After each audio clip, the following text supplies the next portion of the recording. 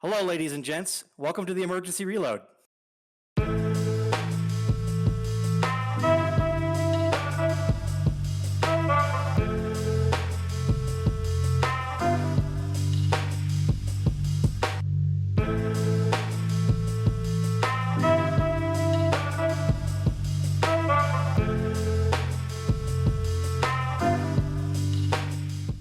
I'm Nate.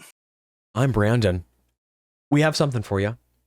Nathan sounded the horn. He sounded the alert mass notification system, and he has something for us. He's seen it. It's wonderful. He's guiding us. He's guiding me through it. And then we're going to talk about it. As you can see, I'm wearing the merch. You can see this lovely hoodie, which you can grab now for 25% off at thewholemag.com. 25% off when you use Trump25 at checkout. Available till January 6th. But let's go ahead and dive in. He has something to show us. Yeah, so we're back with Miss Miller again. I have a feeling this is going to be a well that will not run dry for a good while. I don't know if she has like the energy in her to go the full 4 years.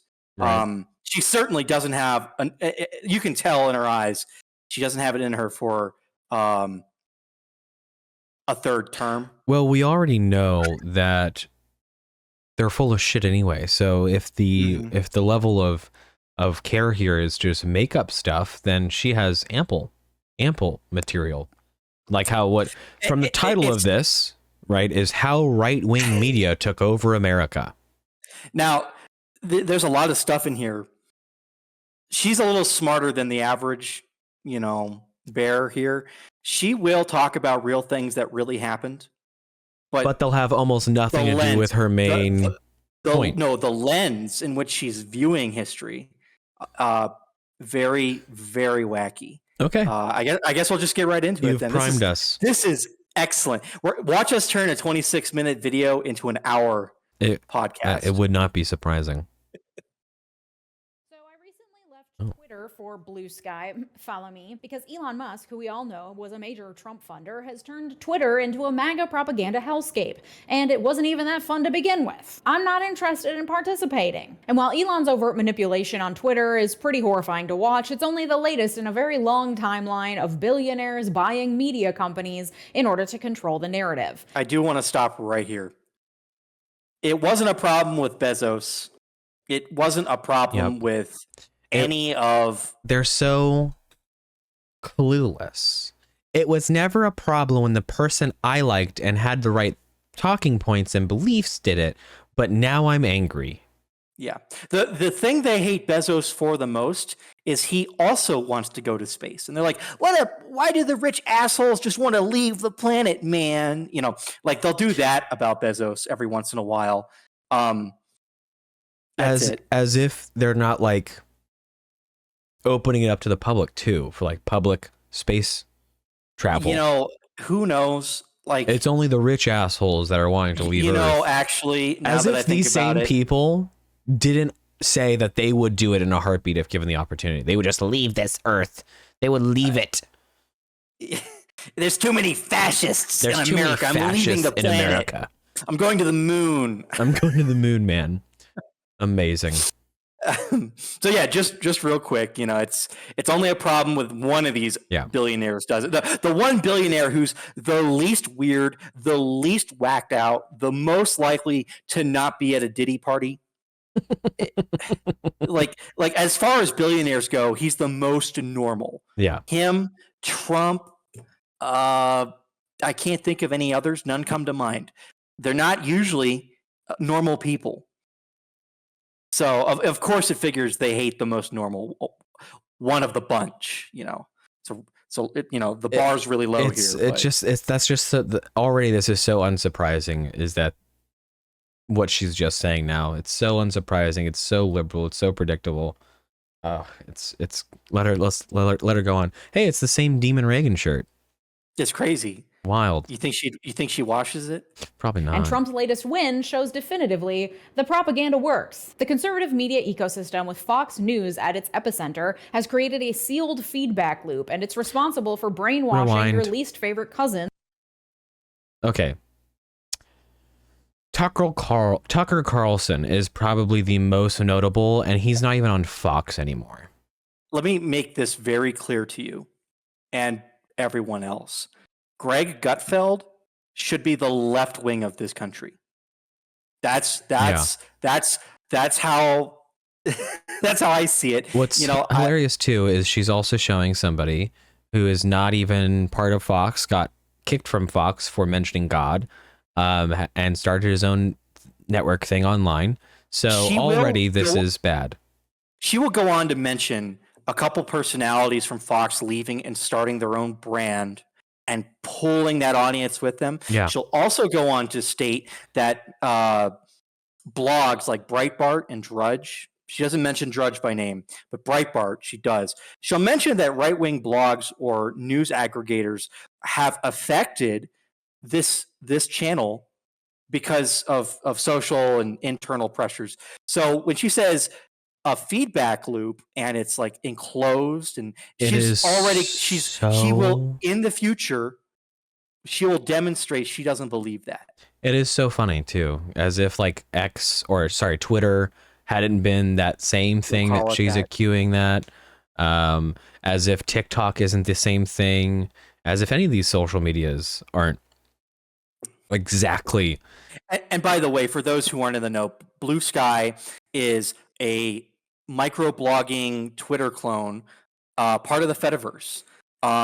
So that means there's a lot of shit liberals are not comfortable interacting with out there already, and they're just right now they're in the ban phase. They had no clue what they were getting into. So they're siphoning themselves off away from the rest of the federated internet. Kind of funny. She's already off to a steaming pile of dog shit. Let's see how much. And we're gonna roll right through it. Has created a sealed feedback loop, and it's responsible for brainwashing your least favorite cousins, who you'll likely have the pleasure of seeing across the Thanksgiving table very soon. It might be impressive if it weren't so disturbing. I wanted to find out how right-wing media grew into the multi-billion-dollar fact-resistant propaganda machine we see today. Who put up the funding to build this vast ecosystem in the first place? Hilarious. Yeah. Hilarious. You mean, so this is contrary to the left's media, which are so, they're so good at the fact checking and they're so believing in the facts, where they were reporting on the Venezuela gang situation, taking over some apartment buildings. And they fact check. Actually, point of fact, point of contention. It was only a couple buildings, not a lot, not a handful. It was a couple. Russia has only taken fact check false. Russia has only taken a couple oblasts, not the whole country. Long it's nose, fine. Pinocchios, like so dumb, so dumb. She will, of course, be speaking of the monies a lot in this video. Well, of course, because they love to hate rich people. She will never, ever, she will mention the fairness doctrine, but she will never, ever mention NPR. Where does NPR get its money? It's my money, right? But we won't subsidized talk about by it, the taxpayers. Anyway, this is a disaster. It's 51 seconds. We're not a minute in.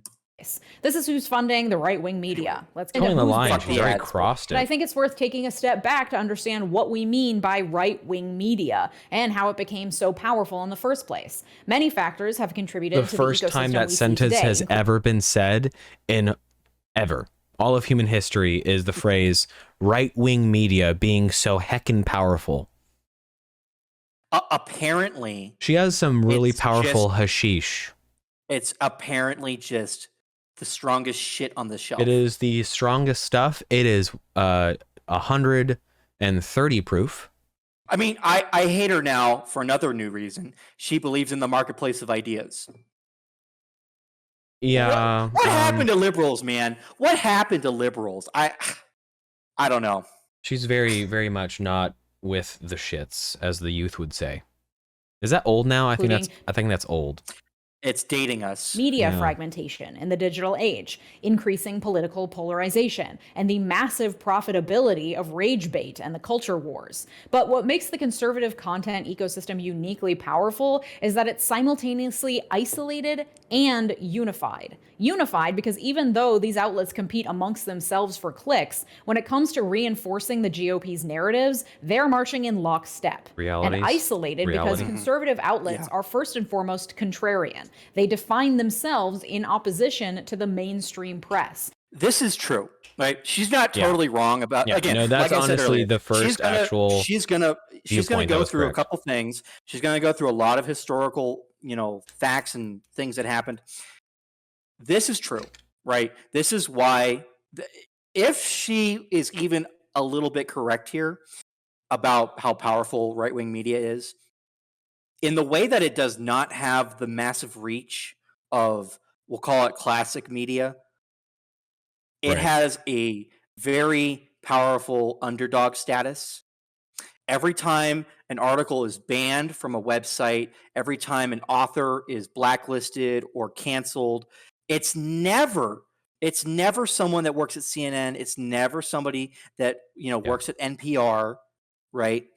The last time I can remember anyone from NPR being punished, they were put on like a few months suspension with pay.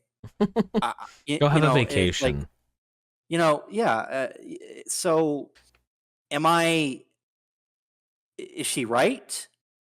A little bit, but in all the wrong ways. It absolutely is an us and them narrative. And I really love how this is now compounding. It's now snowballing because the American people have woken up. Because her and her sort of other parts of the cohort, basically the cabal, really, basically thought that there was a shoo-in, is that they just had a complete stranglehold on the election because of their media, their strength of their media, the stories that they can control, the information that they control. Now we're starting to see the complete narrative flip, is now that because all of those things failed, now she's starting to sound a lot like a conservative. She's starting to sound like exactly what a conservative would say about the left media, except we would be correct and she's full of shit because she's trying to cope. She's trying to find this is also another point, is these people are so desperate to try and find an issue outside of the Democrat Party fucked up. They're trying to be like the conservative just came in and just took everything by force and out of nowhere they just no is you guys put up a really shit candidate. Your campaign was awful. All of her rallies were dog shit. She didn't want to interview for the longest time. Her interviews were controlled. The only time she actually had a kind of semi-hostile interview, she was made to look like a complete fucking moron, which she is. And so it has nothing to do with conservatives' power in media. It has everything to do with absolutely how Democrats ran the last 4 years and how they campaigned. If we were to consider her very seriously for a second, like we just take it for face value and it's true, what she's suggesting is that media makes all the difference. I mean, and I'm not saying it's a non-factor. Which, I mean, if you look at the previous election cycle, it certainly did have a certain measurable effect. But here's the thing, right? Of all the things that the Republican Party is going to be celebrating in the next couple months, if not the next 4 years, is this big tent idea. Not a fan, but they're going to feel pretty vindicated with some of the demographic statistics that came out of who voted for whom. And it's the two in particular are going to be the Latino and African American male voters. And I'm just going to be honest. I don't think most African American men who even voted for Trump read Breitbart. I don't even think most of them watch Fox News either. Right. So no, I mean, it's a factor in the way that she's not saying, because all the things that she's mentioning are things like Fox News and these it is strange to say now, but outdated forms of people getting information. I don't have a TV in my and apartment. they're extremely outdated, and so she's blaming it on that when most of it is coming from places like Joe Rogan.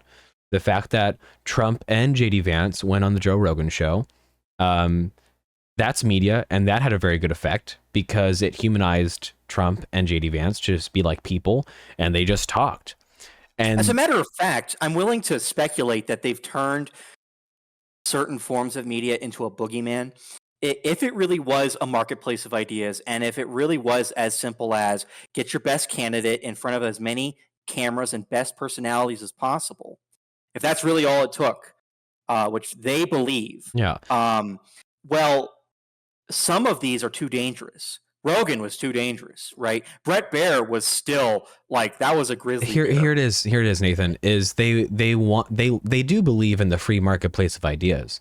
It's just that they believe in it wholeheartedly, except they just want to own the market and all the stalls. Yeah, because they're not, what the future in their minds is not, how do we participate on Joe Rogan's show and how do we show compete? our best self, or how do we hide our worst selves on the show, right?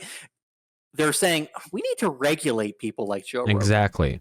And that's the first whatever instance. That looks like, be it civic power or corporate power. It's like if the FCC can come down and say, yeah, Rogan, you have to act a certain way now, or we'll fine you. Or what they'll probably prefer is like corporate capture, where, oh yeah, we're going to buy out, Rogan's show.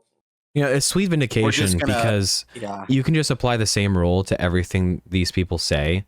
Is they just project so fucking hard. You can literally just say, if you're accused of something, just look at what they're doing and saying and be like, okay, no, you guys are doing that. Like with when they shout democracy, they don't want democracy. They hate democracy because this is this is an instance where they don't want democracy. Obviously, they're tongue in cheek and saying it through their teeth right now. It's like, no, I really love democracy. It's so great. That's what they're doing right now. It's so liberating to just be honest. Yeah, I don't care for it. I don't have to pretend that I don't like it. What they're doing now is they just project their fascism. They project their hate for free speech and freedom of religion and all these things onto people they can scapegoat when it's actually them. They are the religion haters. Kamala was literally quoted as saying, in the Deep South, in Deep South America, in front of a black audience, you can tell she was in front of a black audience because of how she was talking. And that was really true. And if your first instinct, listener, is that, well, that's offensive, is like, you should be angry at the person who tried to fool you with that, not me. I'm just calling it out. I'm offended because it was so bad. It wasn't even a good one. Don't be angry because I'm calling it out. Be angry at the person who tried to do that. Be mad that it's cringe. Be mad for loads of different reasons because they hate you and they think you're stupid. So, what was my point? Moving on. Yeah, go ahead. Play the video. And that's why it feels so impossible to get through to Trump voters. They exist in a sealed feedback loop and fundamentally distrust the sources the rest of us value. And that's thanks to a decades-long conservative crusade against the media and educated elites, because you can't go to war without first defining an enemy. The Republican obsession with liberal media prejudice dates back to at least the 1950s, but didn't properly boil over until the 1970s. See, old Ricky Nixon didn't much like the press, forever a paranoid from early in his career. Nixon believed reporters were out to get him, and as president, he had a plan to fight back. Aiming to undermine the press's credibility, the Nixon administration started pushing a new name for them: the media. Apparently, the press sounded too dignified and serious for Nixon's liking, as though the press implied a sacred duty to, be a watchdog serving the public's best interests by overseeing government affairs or something. Because that's when they started turning gay. Not only that, but she will not go on in the rest of this video to critique CNN or MSNBC or any of the... Well, she wouldn't dare, because those are the shrines of information. She won't critique them for being the shock jocks that they are now. Yeah. Because she will point it out, but she will not criticize that. She's only going to go after Fox. And I'm going to be honest, I hate her for making me defend Fox. I've got lots of problems with Fox. Yeah. I got lots of problems with Breitbart too. It is not good enough to put it in a phrase. You sit there for a moment and you listen, and we'll just let her go because we're only 5 minutes in. It's already been 20 minutes. It's going to be a rough one. Yeah. It's really, she's just so bad. Manipulative, slick and slimy Madison Avenue types. A popular book also helped push the narrative. In 1971, The News Twister hit shelves, claiming, despite weak at best methodology, to have scientific proof of liberal media bias. By the time Nixon went to war with the Washington... Notice she doesn't ever provide any proof to that claim. Nothing. It's not in their nature, Nathan. It's not in their nature to prove any of this horseshit that they say. Some people, that's sort of this trick that she does. It gets some people. Just wanted to make sure people saw that. Washington Post over Watergate, many conservatives were primed to see the president's downfall not as the righteous result of his own crooked actions, but as a coup orchestrated by the media against a beloved, twice-elected Republican. As the 70s gave way to the 80s, this distrust in the media, as it was now known, began to fester. Americans' trust in media peaked in 1976, when 72% of the population said they... Hey, actually, I'm gonna I really like how she's not taking this as a point of fact of the aggregate of the American people slowly looking and seeing how shady the media or the press was becoming. Call me crazy, but people's trust in the government after Watergate plummeted. Yeah. It, to my recollection, has not recovered from that low. Yeah. That low would be high today, as far as I'm tracking. So if she wants to claim Republicans as a voting bloc, a big one, we're like, oh yeah, this is just the left persecuting our president. And this is an aggregate of a study. No, I think most Americans, if they had a decline in trust of where the government was going or how it was operating, that would include Republicans, maybe less. Yeah. But you can't tell me most. You can't even say most Republicans, because she's not. She's using her words slightly carefully here. She's not making a claim like 90%, 80%. Exactly. She wants you to fill in the gap there. Yeah. You couldn't get me to even agree with you. She said 60% of Republicans thought that the persecution against Nixon was unjustified. And it's interesting too, because she's taking this as and this is an aggregate. This is across all media, right? Yeah. This isn't just some select few liberal sites. And this is important. She's taking this as the progressive takeover of conservative media, which is just absolutely asinine and stupid. She's trying to make her point. Nice? She's trying to make her point by pointing out how shit media has been and exactly how long. This isn't a new thing. Media has been shady for a very long time, and Americans knew that. So, and here's another thing, right? If we're talking about distrust in media, as the graph is showing, that is separate than distrust in government. Yeah, it is. As much as today, as they're intertwined, that wasn't as true as it was in 1972. Yeah. So here's something to consider. If only half or slightly more than half of the electorate who voted for Nixon, she's extrapolating that everyone in America was a Republican and they hate the media now they started to hate the media now because he was ousted, right? But that doesn't track, right? There's a whole other half of the country she's not talking about. But here's another problem. The media was correct about the corruption in the government at that point in time. The Watergate scandal wasn't a scandal on the media, it was a scandal on the government, right? So the trust in media, if they believed it, and they did, what does that tell you?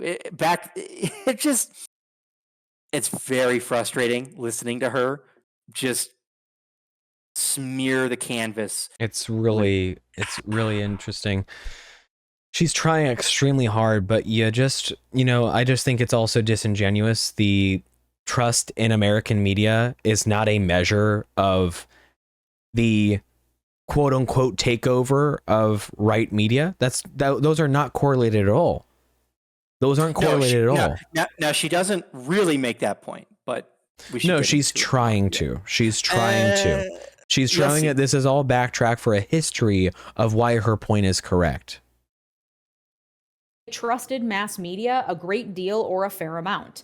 By 1996, that figure had dropped to 53%. So what the happened in the 20 years between 1976 and 1996? Well, at least 4 major things. CNN, the repeal of the Fairness Doctrine, the rise of Rush Limbaugh, and the birth of Fox News. In 1980, CNN launched the first 24-hour cable news channel, changing the speed of breaking news forever and arguably taking reporting outside the realm of the public good and into the realm of rage bait for profitability.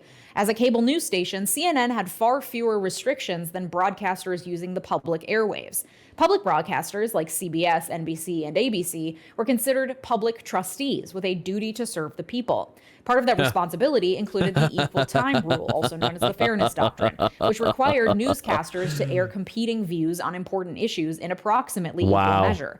The doctrine was written to prevent broadcasters from abusing their power and setting a biased public agenda. Doesn't that sound nice? In the 1970s, the Federal Communications Commission Isn't that nice how you won't call out your team? The single most important requirement of operation in the public interest. And then in 1987, Ronald Reagan ruined everything. Link to buy this t-shirt is in the description. In 1987, the FCC voted 4-0 in favor of ending the Fairness Doctrine, claiming that the policy hurt the public interest and violated free speech rights. Broadcasters had complained that the Fairness Doctrine was overly burdensome and actually inhibited their ability to cover issues of public importance. Because they wanted to be biased from the get-go. Level sort of makes sense. The Fairness Doctrine ultimately required broadcasters to decide which issues were important to the public and then decide which perspectives should be presented in equal measures. But the FCC preferred to instead leave it up to broadcasters to decide what to air based on how the marketplace reacted, because, as we know, the market always knows best. Furthermore, broadcasters argued that the rise of cable TV made a diversity of viewpoints available that hadn't existed in previous eras, meaning people could seek out sources aligned with their interests rather than expecting the big 3 broadcasters to cover every conceivable viewpoint on the nightly news. The problem is that this logic eliminates the notion of a single source of truth. If nobody is required to even pretend to be fair and balanced in the public's interest, then the line between news and editorial starts to blur really fast. Many members of Congress agreed that eliminating the Fairness Doctrine was a slippery slope. They criticized the FCC for trying to flout the will of Congress and said the decision was wrong-headed, misguided, and illogical. They even managed to pass a bill codifying the Fairness Doctrine. But Reagan vetoed it, and they couldn't get enough votes to overturn his veto. And to be clear, I'm not saying whether or not the Fairness Doctrine was necessarily a good policy. That's when he got his 4th eye. Including saying whether or not the Fairness Doctrine was necessarily a good policy. It's not black and white. Plenty of people, including President Obama, thought it was trash and a real threat to free speech. All I'm pointing out is that after the Reagan administration eliminated the doctrine in 1987, the media landscape transformed almost overnight. And along with cable news, talk radio was one of the driving forces, thanks in part to one man, Rush Limbaugh. Rush Limbaugh started airing political commentary in Sacramento, California in 1984, but it wasn't until the Fairness Doctrine was repealed that he became a nationally syndicated star. On August 1st, 1988, The Rush Limbaugh Show debuted on 56 AM radio stations across the U.S. Within a few months, it had been picked up by 100 more. Limbaugh understood something that most people didn't yet appreciate. Talk radio programming is entertainment, not journalism. He brought the outrageous radio shock jock shtick that was all the rage in the 80s to political conversations, offering a kind of brutal catharsis for conservatives who felt marginalized and silenced by the evil mainstream media. By 1994, The Rush Limbaugh Show was carried on some 650 stations and had an audience of 20 million listeners. Limbaugh had tapped into a powerful niche, and his success demonstrated the ravenous appetite Imagine for if he had that today for like modern that has since blossomed podcasting. into the vast ecosystem we see today. As Charles Sykes put it in Politico, we now live in the world Limbaugh created, including a political culture that is driven less by facts and... I'm going to pause it here so I can read the screen, right? Limbaugh could be provocative and funny, but he also introduced and then helped to normalize cruelty, racism, misogyny among a new generation of talkers. Wow. Crazy. Everything's a microaggression to these people. Yeah. And I'm going to be honest. The bit about the comment about Obama, I have never once even seen or heard of that soundbite anywhere. Never. Yeah, I have not either. Never. Yeah, if you know he had said it, you would know. It would be all over the place. I was a kid when my parents were listening to Limbaugh in the car, at home. So I grew up listening to this stuff. It's funny because you have someone who found a niche because, and he had the popularity that it did because likely what he was talking about, right-wing viewpoints and stuff like that, were not allowed to be on CNN or all the major networks. And so the perfect and prime outlet was radio, was the underdog of the sort of media types. And people hate him because he broke out of the cage. And here's another he broke out of the cage. She is not giving any credit to the man or people like him for realizing that there were people who wanted to hear this stuff somehow, anyhow, and it just happened to be radio, right? But the thing is, people wanted to listen to it, and enough people wanted to listen to it that it's changed America. So she wants you to think of Rush Limbaugh as some kind of greasy mobster that changed the minds of Americans and infected the youth or something. But if anything, people already wanted to hear half of the shit he said and were willing to listen to the other half. Yeah. But it's not because they were it's not because they were, brainwashed. Is because already a person who already shared most of their viewpoints had a voice. And that's why he was popular, is because a lot of people agreed with him. They're like, yes, this country is conservative by nature. These what our morals and our values are. That's why it's called conservatism, is because we want to keep those values. And so you had a bunch of people who can immediately identify with him, and that's why he was popular. It's not rocket science. Last quote here. In Limbaugh's world, there's no such thing as racism, only liberal overreaction. Yeah, but I would say I offer a counter. In a liberal's world, there is no such thing as overreaction, only racism. That is hilarious. You know what? I can't help but think he's right in that.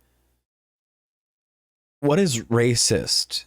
Like racism to affect you is if you let it affect you. Having dating preferences can be racist. Like nothing's offensive unless you take it offensively. If you have to take part in the getting offended, it's very much a you thing. You can say whatever you want, and it's literally up to the person that hears it to decide if they're offended. And we're not even talking about moral obscenities here, right? Where like raping someone in the middle of the street would be morally offensive in every possible way.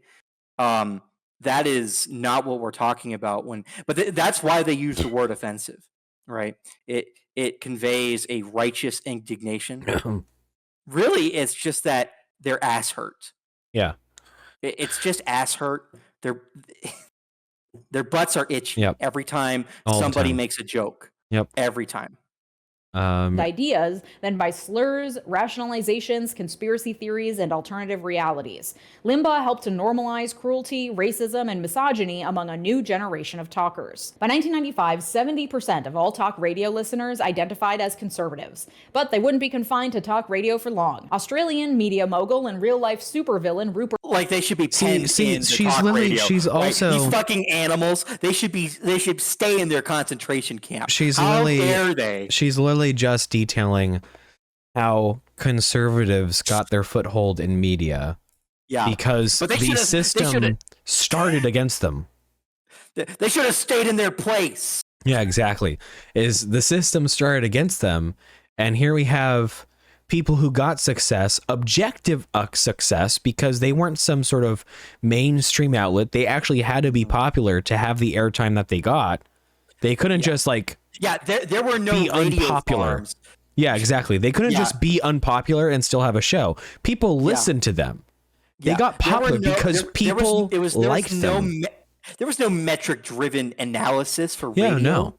If there is, it's a guess at best, right? It's like it's even worse than ratings on TVs. Yes, right. There's a sampling of like 3 million American homes that had like a special box on their cable TV set, and that was the sample size to determine something how like popular that. a thing was. Right. That did not exist for AM radios in people's cars. No, it didn't. So like. Typically, it was like surveys and stuff that people would submit, and and phone surveys are nowhere as accurate as the black boxes the cable companies gave Americans to for the ratings and whatever. So it's so funny too. The reason it was popular for real is because it was popular at all. Yeah. Rupert Murdoch got into the 24-hour cable news game in 1996. At the time, he also owned the New York Post, 20th Century Fox, and HarperCollins, and that's just in the U.S. Despite its name, Fox News was never a journalistic endeavor. From the start, it was an explicitly political operation. With devoutly conservative political consultant Roger Ailes at the helm as CEO, Fox News was explicitly created to be the Republican Party's megaphone. By the time the Bush administration declared war on Afghanistan in response to the 9/11 attacks, Fox News was marching in lockstep with the White House, including everything down to individual words like how to refer to Osama bin Laden. I remember when Osama bin Laden was the biggest news in the world. We're going to call him Osama with a U. We're going to follow the White House on that. The notes were very much in line with what the administration was putting out there. Take a guess real quick what her problem with that is. That particular example, using the same words. It's not respectful. No. It's not a racism thing. No. What the problem is with her, a supposed government corroboration? Kind of. You'll love this. This is great. Common vocabulary, sometimes known as inclusive code language, is an essential feature of cult programming. It's a cult. If you use the same words as other people, right? The dictionary. Yeah. If you use, if we see a small little critter with a tail and pointing ears, and because you referred to that's a cat, we're in a cult, dude. And if you referred to an enemy by the same name and pronounced it the same, now you're in a cult. You're in a cult, wow. Right? Well, can I ask the question, the obvious question? Where is your drug dealer? What is it with these women with the word cult or the term, not psychopathy, narcissism? What's with that shit? Yeah, no, those words really, narcissism really came out. Narcissism, or it's a cult. Yeah. Or it used to be everything that it didn't like was rape. Yeah. Right? It was physical rape or it was verbal rape or something. Now they've moved on to narcissism. Yeah. Oh, my husband. That's been a thing for like 3 years now. Like everyone my husband drives the speed limit. He must be a psychopath. No, everyone literally also just immediately became certified psychologists. Yeah, and could identify narcissistic symptoms and with like 100% accuracy. Women are just and you can see capable of knowing. You can watch the woman like double fisting their wine glass and like taking long sips and be like, "Oh my God, he did not. What a narcissist. He's such a narcissist. Can you believe him? Oh my God, this Pinot's great." Do they like the word because it makes them feel smart? Probably. Or do they like it or maybe they like it because of the authority it grants them? Right. It not only does it give you a modicum of intellectual authority, but it also gives you a non-psychopath status, even though, because that's what they want to escape the most. Like Crazy. This woman. Language is a powerful tool for building to being solidarity, instilling ideology, and ingraining an us versus them mentality. And over time, the repeated use of emotionally charged buzzwords, because Fox started that, serves right? to separate those who are inside. They're the only ones that do. Yeah, Fox from started those that. outside of it, thus sealing the ecosystem off from outside logic. This has been done in You catch that. Catch it. Ready? side of it, thus sealing the ecosystem off from outside logic. She is going to tell you otherwise very soon. She doesn't believe that shit. This has been Or done she's in just spectacular terrible form at what in she does. She could actually literally believe both of these things. It's conservative amazing. circles and just thanks be to bad. Fox You're right. News and the surrounding conservative news ecosystem.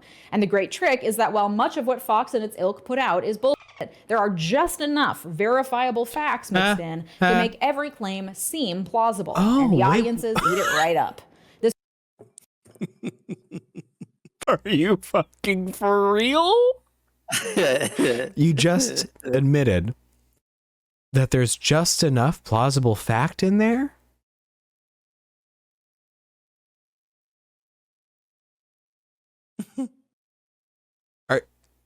What are you supposed to do? What a stupid point. So it went. So we started Rewind it as well. Rewind it as well, because I got you.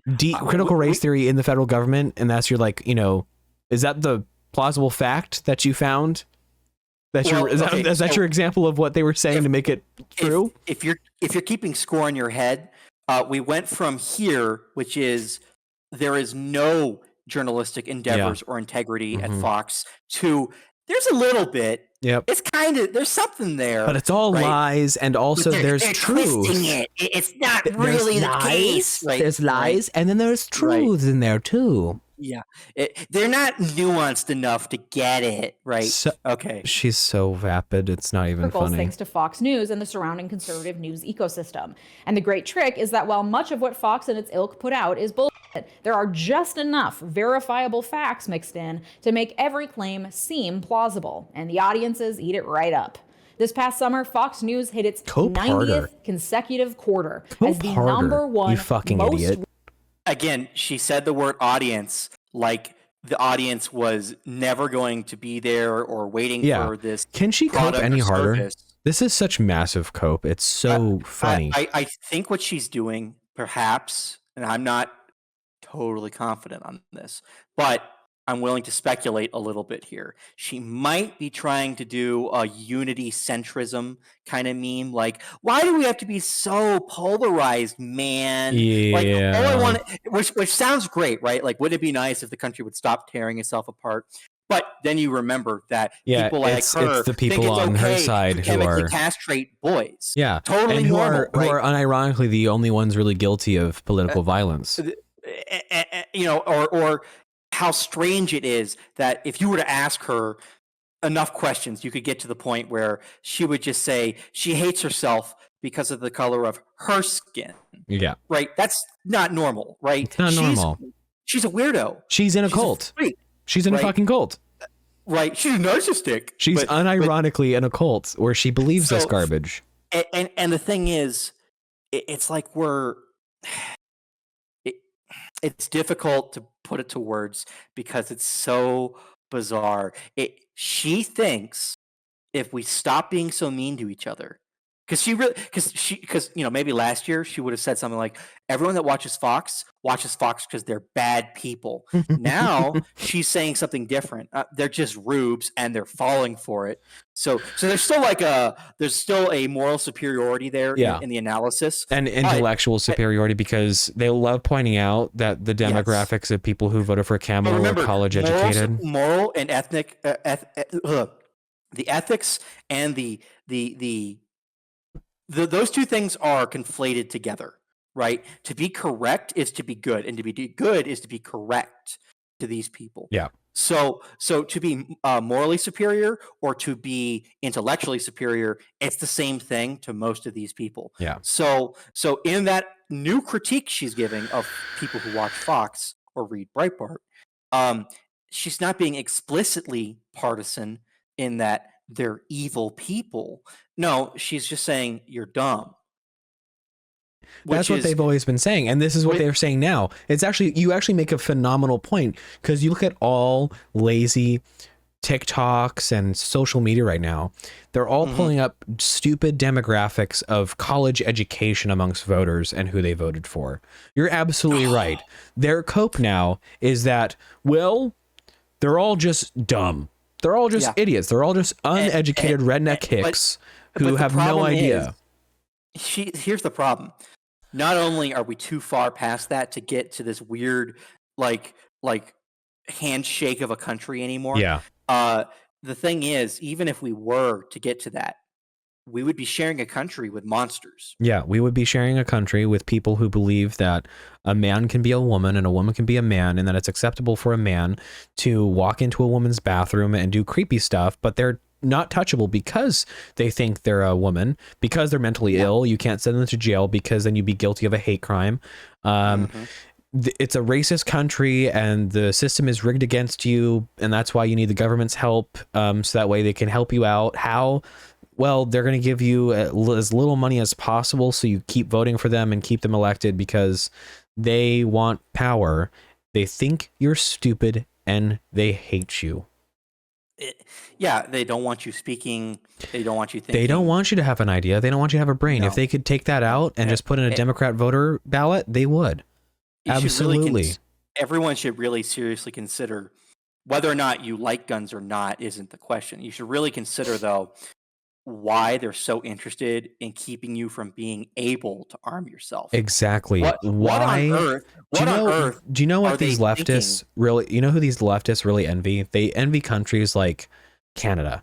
They envy countries like the UK. They envy countries like Australia. Mm-hmm. What do these countries have in common? I'll tell you. It's illegal to offend somebody. You can go to prison. And you think I'm being hyperbolic? Look it up. No, it's real. It's real. Look it up. You all have faculties of reason, hopefully, and you should be able to Google this. Look up people getting arrested, parents being removed from their children because they don't want to feed into this mental illness that they picked up from public school.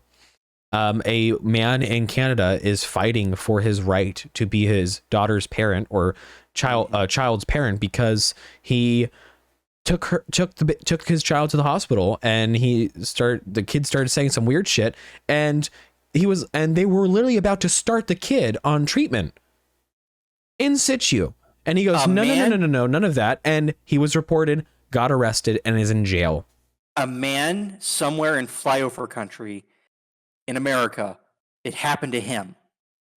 Unfucking believable. It's in a lot of ways, it's already here. So again, like I'm still speculating. I'm not 100% confident. More of her content will reveal whether or not I'm crazy or not. But she might be trying to appeal to, like, why don't we come together, man?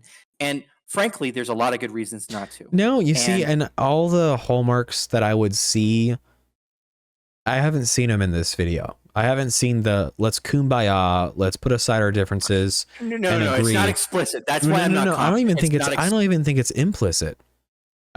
it's implicit, buddy. Look, listen. I can see why you're. Give her the benefit of the doubt. And I totally see why you feel that way. It's going to be how she wraps up this video. That's what's going to be the thing. Yeah. So. Watched cable network in the country, not news network, cable channel. Period. A 2020. Let me rewind that. Consecutive quarter as the #1 most watched cable network in the country, not news network, cable channel, period.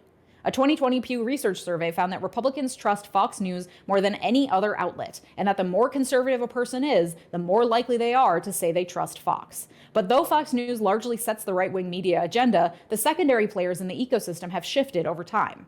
Around the 2016 election, the far-right news website Breitbart emerged as a key force of conservative disinformation and attempted to unseat Fox News as the de facto voice of American conservatism.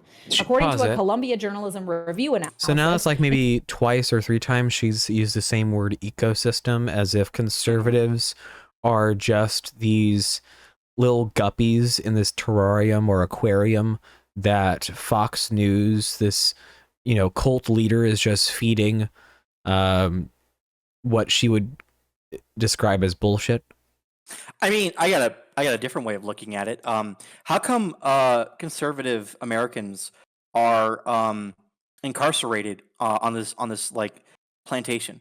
Why are they not allowed to be elsewhere? Why can't they be in NPR? Why can't they be at CNN? Exactly. How come we can't have? And why is it always fake Republicans that are on those positions? And you look at what they're saying. Frankly, and this is why she's crazy. There are too many rhinos and fake conservatives on Fox anyway. Yes. Breitbart is like again, it should be a left-wing rag in this country. Yeah. It is not, in my opinion, truly right-wing at all. But to her, the irony of the Daily Wire is that she would probably think most of those people are Nazis. Yeah, she would. Or white supremacists and thing here that the left hates. It's just So ecosystem. Ecosystem. You could say jail. It's just a big jail. You're not allowed to think these thoughts outside of your little publication or blog. Let's let her continue. 12 minutes in, and in 2016, we have the 5 52 most widely minutes shared worth of stories shit to in talk which about. Breitbart referred She's to that Fox bad. were ones aimed at delegitimizing the network as the central arbiter of the conservative news. Unwilling to be portrayed as part of the mainstream media, Fox News was quick to course correct. Wait! I thought they were not in. I thought they were isolated. They were in their own bubble. Fox News was not part of anything else. But yet, she has just told us that a small band of blogs totally course corrected the network to being more conservative, not less. Wow. Not nothing. Wow. Crazy. 2 months, its coverage was more closely integrated with Breitbart and the rest of the conservative media ecosystem, and its authority was mostly restored. Still, the challenge revealed a deeper truth. In today's hyper-fragmented media landscape, there are now alternatives to the alternatives. And even once tiny fringe conspiracy theories like Breitbart can grow and be used as a tool to shift the overall conservative conversation nationwide. These days, while Fox still reigns supreme on cable, podcasts, YouTube videos, Substack newsletters, and boutique platforms like Rumble have become the go-to sources for the most extreme right-wing perspectives. Pause it. And there's a revolving door.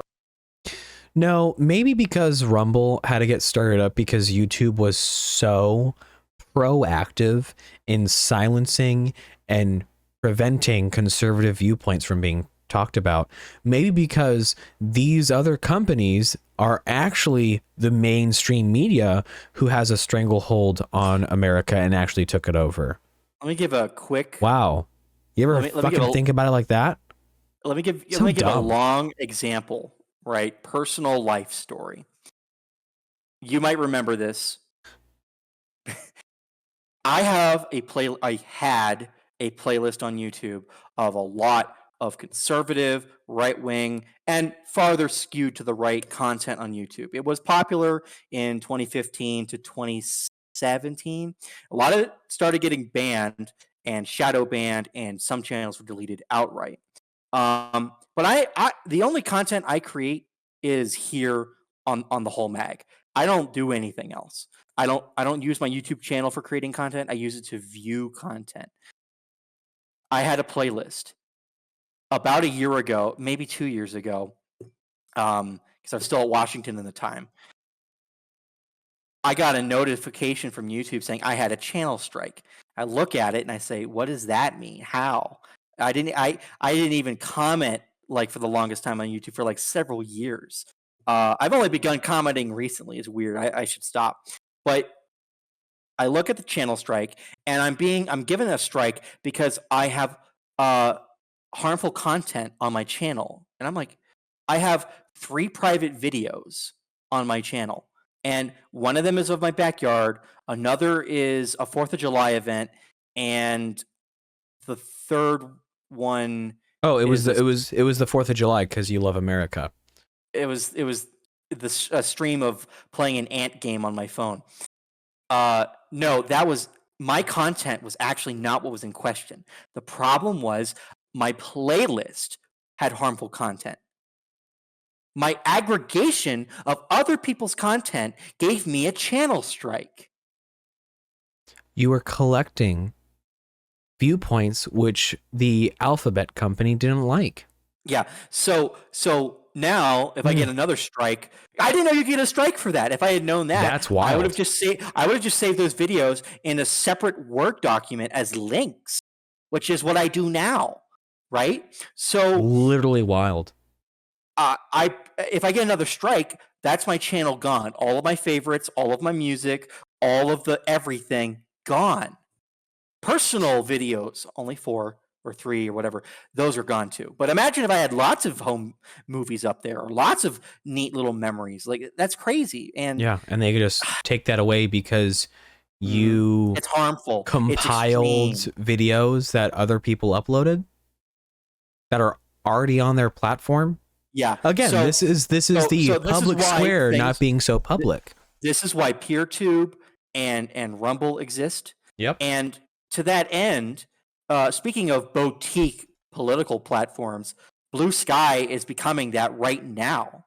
They are actively in the blocking phase of cutting off other nodes of the network. It's going to be a liberal version of probably Truth Social or Gab, right? They imagine it's going to be what Twitter was always supposed to be, or what it used to be. Yeah. Or maybe if they're like halfway, intellectual, and they might think it's going to be like the new version of Minds. Very cool. But in honesty, it's just going to be the worst part of Twitter. Again, or Tumblr this is my biggest gripe with her title, is how right-wing media took over America. It's not even I have trouble with the title. I have issues with her entire premise and her objectively wrong opinion on exactly how America is right now. Because as we just described, the major media corporations that are in control of all these things don't like it. They do not like conservative. There's been countless congressional hearings of Facebook, TikTok, all these companies who have been questioned saying, do you silence conservative viewpoints? And they go, yeah. Do you do it on behalf of the government? Yeah, when they ask. So immediately, her whole thesis crumbles apart because it's just not true. And let's be honest, right? She's upset that the government is controlled by a couple Republicans, right? Because a bunch of these Republicans are going to cuck out, and they're not going to give Trump the mandate he's earned, right? They're going to fuck him every way that they can, like they did last time. There's going to be enough of them that, I'm predicting it's going to be a shit show. He's going to do more than last time, probably, but he's still not going to get anywhere near what he wants. What's powerful too is that this is. Maybe it's a subversion method of sowing distrust in the new stuff too, because she's painting it as being these random people based. And then just look at her. File it under based. Look at her channel. Look at her channel. She's full of shit. She's full of dog shit. She's retarded.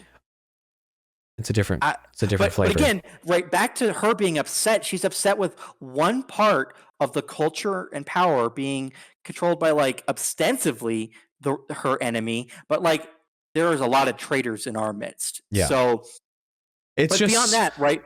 What do you think she would hate more? What do you think she would hate more? The election happening the way it did, or if every single person in Hollywood overnight became a libertarian, a conservative, or a Nazi, like a legitimate Nazi. Right? Her everything would come crumbling down. Which of these two nightmares would she hate more? I don't know. Well, I don't think she's one of those that actually values celebrity outcry a lot. So I don't think. No. But the cultural power. Oh, the cultural thing. Oh, no. Yeah, that would be devastating. Would be such a major blow because they value the individual and the self-worship and self-idolization so much. Yeah. The message is really their best weapon, because they're just shit as it is.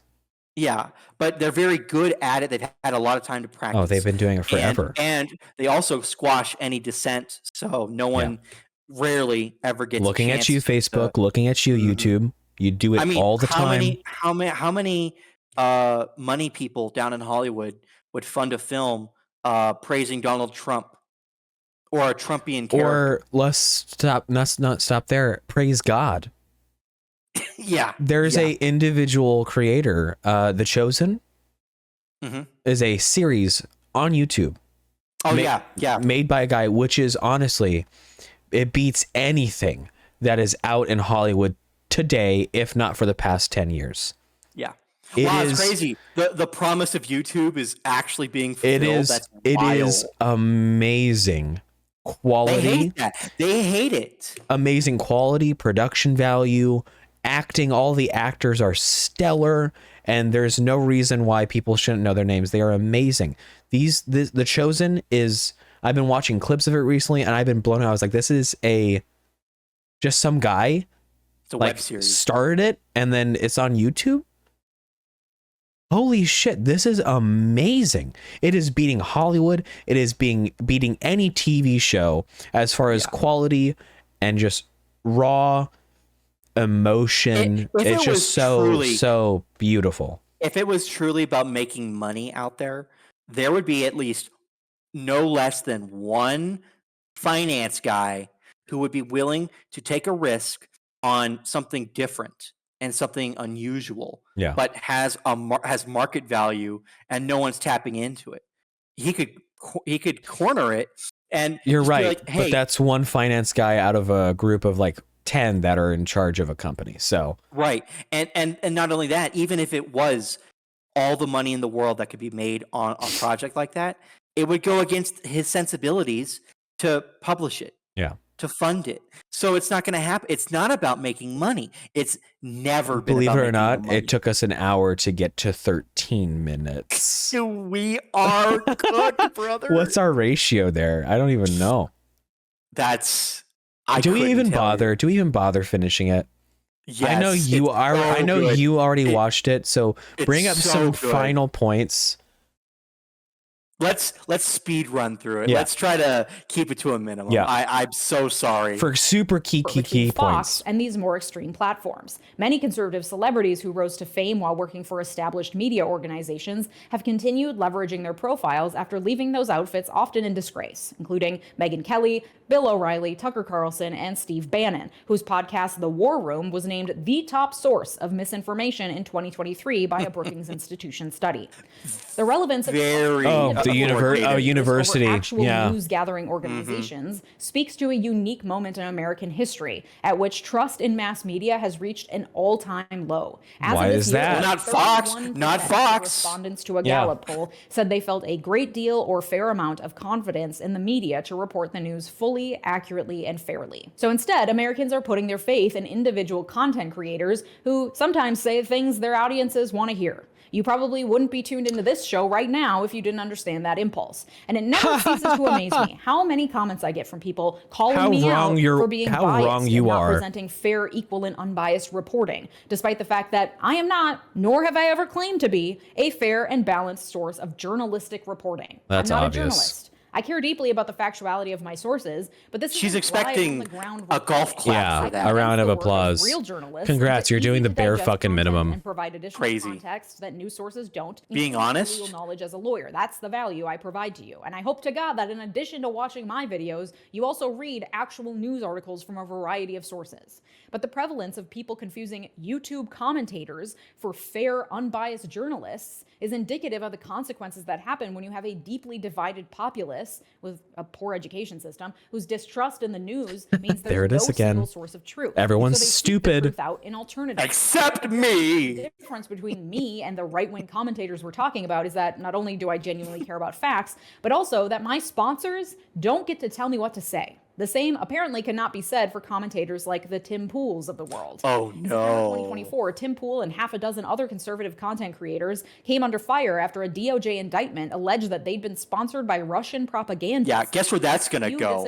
That allegation is going out the door, babe. Employees of the state-controlled media outlet Russia Today orchestrated a $10 million scheme to distribute English-language videos consistent with the Kremlin's goal to weaken U.S. opposition to Russian interests like its war in Ukraine. Though the DOJ didn't allege any wrongdoing by the influencers and commentators, noting that I they wonder were actively why. deceived about the source of the company's funding, let's not let them off the hook entirely. Because regardless of who was For paying, what? the It's not even been conservative commentators proven were yet, still perfectly happy crazy. to accept money to spew disinformation. This wasn't talking points about quality in an ad for a mattress. This was disinformation about current events presented ahead and as pause it. truths, and none of these commentators bothered to check the facts or give two shits minutes about what they were actually saying in exchange for money. I hope you're One of the commentators allegedly referencing created Sissons. 130 videos for this fake Russian company.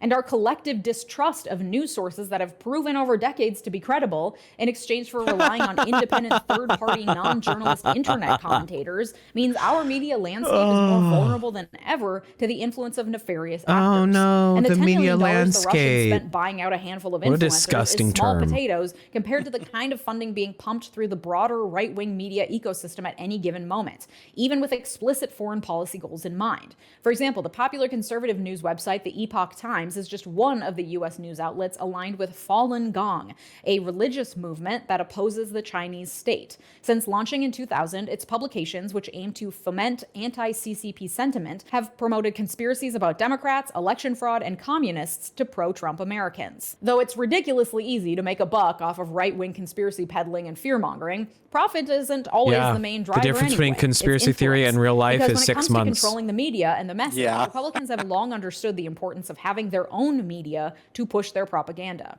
As the conservative movement began to coalesce during the second half of the 20th century, its operatives had a big picture strategy to control the full continuum of information production, from universities to think tanks to media outlets. A 1997 report by the National Committee for Responsible Philanthropy revealed how conservative organizations had aligned their grant making around a three-pronged mission designed to help political conservatives shape public and elite opinion. Prong 1, developing right-wing media outlets. Prong 2, developing conservative public affairs programming on public television and radio. And Prong 3, right-wing media critics to exert pressure on the mainstream media into covering the right's political and policy agenda. And it worked. By 1995, before Fox News even entered the chat, media references to conservative think tanks far outnumbered references to center or left-of-center research institutions by nearly 7-1. Even so, Republicans have remained convinced that the liberal media monster poses an urgent, existential threat that must be stopped, and thus continue pumping funding into alternative news organizations. And like political donations, the media money can be difficult to trace. My fantasy of giving you a cute little flow chart went out the window when I realized how many nonprofits, PACs, and donor-advised funds are involved in the whole scheme. That said, some players are significantly more committed to the media influence angle than others, and I think it's worth naming and shaming at least a few. First up is David D. Smith, executive chairman of his daddy's company, Sinclair Broadcast Group. Today, the right-wing media empire is best known for gobbling up local television news outfits and forcing anchors across the country to spew identical Republican talking points. In 1995, when the company went public, Sinclair had 13 TV stations. Wasn't there a clip of Today, people of news agencies parroting the same thing, that Taylor Swift This is not a psyop? very dangerous to our democracy. That Taylor Swift was not a psyop? Huh. Weird, right? But it's conservatives that own that. Yeah, it's conservatives that own all of the news media. It's conservatives that have all the power in universities. It's conservatives who are not silenced and memory hold and shadow banned on these platforms. A final point on the disinformation money, the shadow Russians or whatever. I just want to point out, nobody on the left wing has any gumption or any stones to talk about any other country that might be interfering in our elections, in our media, in our culture, right? Even though they talk a good game, right, about, say, how they don't like the war in Gaza, they will never critique Israeli money. They will never critique religious Jewish institutions' money. They'll never do that. What's funny is she Ever. mentions Russia and some collusion. But that's it. She'll never talk about, say, Chinese interference. Well, the She'll never sad talk about reality of the Israeli- situation is that the Steele dossier, where Hillary Clinton and some attorney Steele and Russian intelligence agency collaborated to make the Steele dossier to accuse Trump of Russian collusion. Yeah. Again, it's, and in order to do that, they had to you can collude with Russia. of all of the, like,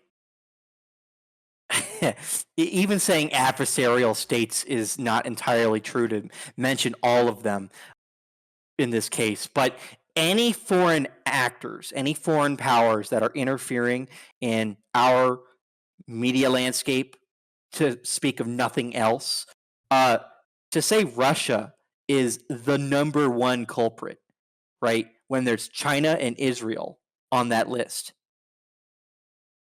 But Russia's the only thing they care about. Right, because Please tell me why that is. Like, it can't possibly be because most it's Israeli interesting money because goes to liberal causes in this country. That can't be it, right? Because if they started tying themselves to, like, if people started to tie liberal money or liberal programs and media with Israeli money, man, that would be very unpopular with their base. yeah. And it would expose the fact that most conservatives would tell you, like, I'm not like really trying to dog on them, but like if you say to a regular conservative boomer or Xer, say, hey, do you think there's any collusion in this country with foreign powers, outside powers? They would instinctively think you're talking about the Russia hoax and say, no, absolutely not. That's crazy. Right. But if you were to expose Israeli influence in left-wing politics, that would get the noggin jogging, wouldn't it? I mean, it's not that hard to tell a boomer anywhere in America that, hey, let me explain something interesting to you. Did you know? And you could rattle off all sorts of influence operations the Chinese conduct in Canada and the United States. They would be like, wow, that sounds like the thing the liberals are saying the Russians are doing. But this one's real? I'm sorry to bring it up so late, but I had to get that out. Controls 185 stations in 86 markets. The acceleration point came in 1996 when the Telecommunications Act loosened some restrictions on media ownership, allowing Sinclair to more easily expand into new markets. Most of Sinclair's holdings are local TV news stations with immense built-in trust with their loyal audiences, and that trust is ripe for abuse. Studies have shown that when Sinclair buys a station, its coverage of national politics increases significantly, and the tone of all coverage shifts to the right. For example, Sinclair stations have followed Trump in characterizing crime as a grave threat, despite violent crime increasing significantly in recent years. Next up. Oh, wait, I'm sorry. I interrupted before she said the lie. Coverage shifts to the right. For example, Sinclair stations have followed Trump in characterizing crime as a grave threat, despite violent crime decreasing significantly in recent years. We've already Are been you told fucking by for the real? FBI that they totally oopsie-doopsie fucked up their numbers for the last 2 years. Are you fucking for real? Yeah, no, it is how you say. I love how this woman literally goes, and I trust and hope that people not only watch this video, but read actual news articles and from multiple sources, and spout such a verifiably false statement as that. Crime has gotten so much fucking worse, and violent crime has gotten so much worse. Not reported or falsely reported. Oh my God. The fucking hypocrisy and irony of it all is totally lost on her. How easily verifiably false that is. It's worse than that. It's purposely not knowing better, but not living it. It's disgusting. No, she's part of the cabal. She thinks that's true. She thinks that the Biden administration actually fixed it. She's part of that group. If you can say that and not miss a beat, and you might be right. Be as she is, she literally thinks that's true. However, everyone else knows that's not. The people who voted for Trump know that's not true. If you're correct, then that also would probably mean that she thinks the biggest terrorist threat to this country is white people. Oh, probably. That's what that means. Next up, Philip Anschutz. When he launched the Washington Examiner in 2005, his goal, like Murdoch before him, was to create a conservative alternative, in this case to the Washington Post. Anschutz insisted that the Washington Examiner's op-ed content was to be produced by conservatives and conservatives only. Today, Anschutz houses the Washington Examiner and his other media properties under Clarity Media Group, a subsidiary of the Anschutz Corporation, which also owns multiple hotels, oil and gas wells, and, obviously, Coachella. Yes, the music festival. Next up, Ferris. Oh and my Dan God, you Wilkes, mean, a pair of evangelical liberal Christian Holy billionaire Land? brothers whose fortunes derive from oil and gas fracking, who have each poured millions of dollars into right-wing media companies that promote climate change denial and push anti-LGBTQ dogma. They've given at least $8 million to PragerU alone, the unaccredited edutainment platform with video titles like Build the Wall. PragerU was recently approved for use in Florida schools and is angling to appear in more states, including the Wilkes' home state of Texas. In 2015, one of the brothers put up nearly $5 million to help Ben Shapiro launch the Daily Wire. A known neo-Nazi. The influence of big oil in the conservative right, the Wilkes brothers have played an outsized role in funding and shaping the conservative and evangelical right in Texas and nationwide. Because they, like so many Republicans, are keenly aware of how important it is to put your money into your megaphone. And then there's hedge fund billionaire and former computer scientist Robert Mercer, who was the single biggest donor to Trump's 2016 campaign, throwing $13.5 million behind him even before it was cool. Mercer rarely speaks in public and never to journalists, but his spending makes his beliefs clear. He gave $10 million to help Steve Bannon usher in a new era at Breitbart. He's a major donor to the Media Research Group, an organization that calls itself a media watchdog on a mission to correct liberal media bias. And he has a $10 million stake in Cambridge Analytica, the company famous for collecting personal data from millions of unsuspecting Facebook users to target political ads for Trump's 2016 campaign. By the way, Who has to authorize that shit? No. Better. Ready for this? The first presidential campaign to get a man elected that did that was Obama's team. Right? They were hailed as trailblazers. They could figure out what Americans really wanted and thought. How cool is that? Democracy in action. But when anyone else does it, it's just fascism. Campaign. Yikes. Next, there's shipping supply magnate Dick Uihlein. This Tea Party Republican was the top conservative donor for the 2022 election cycle, to the tune of $82 million. And his foundation supports conservative media outfits, including Real Clear Media, which has 14 sub-brands, including the polling aggregator Real Clear Polling and the right-wing news site The Daily Caller. Both of those outlets are also supported by numerous other major conservative donors, but if I kept naming and shaming individual billionaires funding right-wing media, we'd be here all day. Yeah, because the list for left-wing is so short. Instead of a person. Donors Trust is a donor-advised fund that's been called the dark money ATM of the conservative movement. It's given money to the Federalist Society, the Heritage Foundation, and Leonard Leo's 85 Fund, to name just a few. Donor-advised funds are basically charitable giving middlemen. Instead of giving directly to a foundation, rich people put their money into a donor-advised fund, which then takes their advice, recommendations, donor-advised, about where the funds should go. It's a win-win for the rich person who gets to claim the tax deduction immediately, whether or not the money has actually been distributed yet, avoid the administrative aspects of giving, and duck capital gains taxes. Perhaps most importantly, though, it puts a smokescreen between the rich person and their priorities, because donor-advised funds aren't required to disclose their donors. In 2021, Donor Trust took in more than $1 billion, and most of it came from just 2 anonymous donors. So though we can name and shame, we don't even know how much some of these people have actually given. The same year, Donors Trust started funneling millions into a network of conservative media entities that included the now defunct Project Veritas, known for its deceptively edited and covertly recorded videos targeting mainstream news outlets, labor organizations, and Democratic politicians. Our good friend Laura Loomer, remember her 15 Minutes of Fame? She worked with them very briefly. The American Spectator, which recently defended Moms for Liberty, the parents' rights organization designated as an extremist group by the Southern Poverty Law Center. The SPLC and the ADL are the dumbest bunch of people in this country. Dumber than her, dumber than a box of rocks. Everything is extremism. Moms for everything that's extremism. Everything that's extremism. You have to figure though, because the Overton window has shifted so much that any conservative viewpoint to them is literal extremism, because they're so far over left.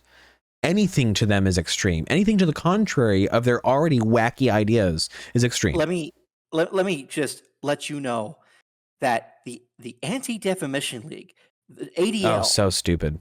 Literally on their website, you can find this, man, out of their catalog of hate symbols, right? And they're the arbiter of what hate is, don't you know? The number 7 is a hate symbol. Oh, a sign for Jesus? It is because of how Christians believe it is a significant number. That's it. Right? We're not even talking about like. Well, like it's just the same for the phrase Deus Vult. Deus Vult, yeah. In fact, there was on Army Whiskey Tango Foxtrot, there was someone posted an email he got from a the National Guardsman. Yeah, you saw that. Yes, where some major was complaining that some other major that he works with in his unit has a Deus Vult tattoo on his arm, and it's like that's extremism. That's white supremacy. We should honestly read that like during the next episode. But like it's everything. Everything is like, extremism, look, anything. It's not even that. It's not even that. Religion. Any religion is extremist. Not just religion. The number 7. The number in 7. The wrong context. If you had a number 7 tattoo on your arm, as you were either sponsored by 7-Eleven, or you really love, or you're a neo-Nazi white nationalist, and like, we're not even talking about people. That's what you do. We're not even talking about like tongue-in-cheek, taking the piss memes, like the infamous 1488. Yeah, that's a right-wing meme for sure. But 7, and because of its religious, because of it just has religious significance. The Same ADL thing with Deus Vult. The SPLC are like interchangeable. How retarded they are. It's dumb. These are leftist institutions and organizations that are given the clerical duty of discerning what is extreme or what is right and what is wrong. And this is not the liberal democracy at work. In fact, there are a lot of liberals in the media today that don't actually think that they're credible. Both ADL, SPLC. Great. There are some, and because they're so crazy, even some of the shit libs think it's too much.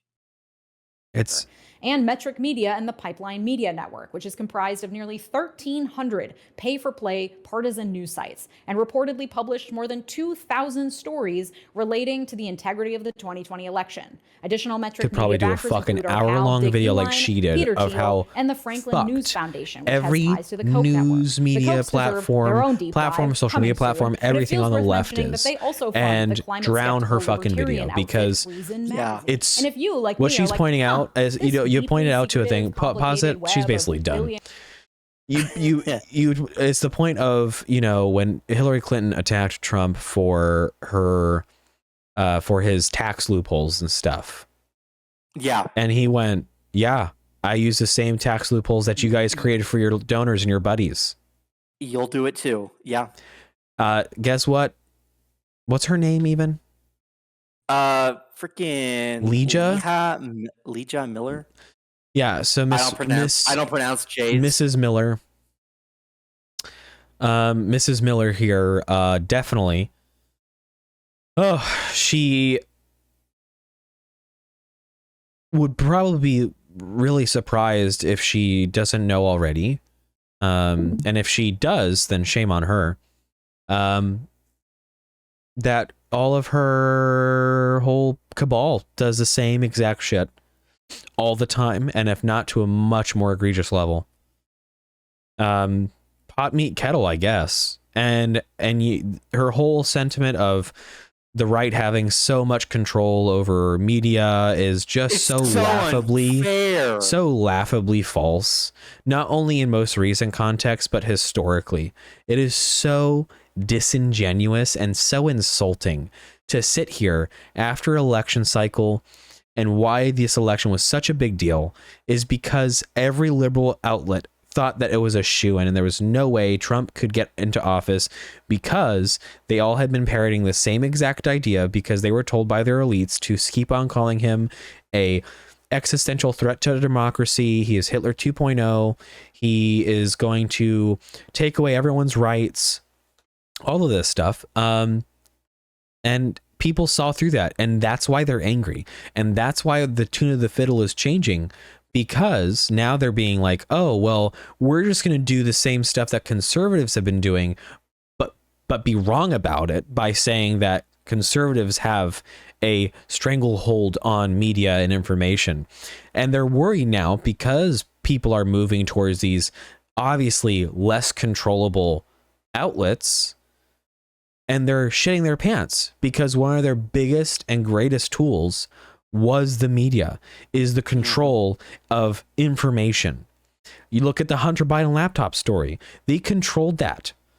They controlled that so fucking hard. The FBI stepped in on the government's behalf and hid that story and basically went to Twitter and Facebook and like, hey, can you like take care of that for us? And they did.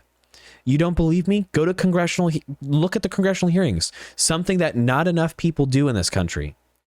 Look at and watch put down the fucking portal to hell. Okay.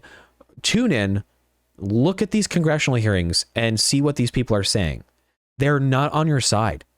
Facebook, Alphabet Company, Meta, not on your side. They do not care about your perception of reality. They don't care. They care about your perception of reality in that they want it to be what they want. They don't care that you have access to good information, all of the information.